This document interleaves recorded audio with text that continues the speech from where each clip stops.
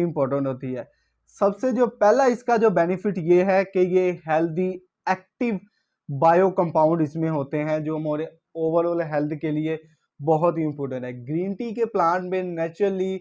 Bio compounds present होते हैं जो हमारी हेल्थ के लिए बहुत ही इम्पोर्टेंट है, जो इसको एक परफेक्ट और फाइनल ड्रिंक बनाते हैं, हमारी हेल्थ के लिए मानी जाती है। इसमें वर्ल्ड सर्वे में एक माना जाता है कि green tea is a perfect and final drink in planet. और इसके बाद सबसे जो इम्पोर्टेंट इसमें चीज़ होती है, इसमें पॉलीफिनॉल एक नेचुरल कंपाउंड होता है जिसकी क्वांटिटी इसमें बहुत ज़्यादा होती है, और ये कंपाउंड हमारी हेल्थ के लिए बहुत इंपॉर्टेंट है क्योंकि ये हमारी इन्फ्लेमेशन को रिड्यूस करता है, ये कैंसर को रिड्यूस करने में हेल्प करता है, और हमारी जितनी भी बीमारियां उनको कैंसर से रिलेटेड उनको ख़त्म करने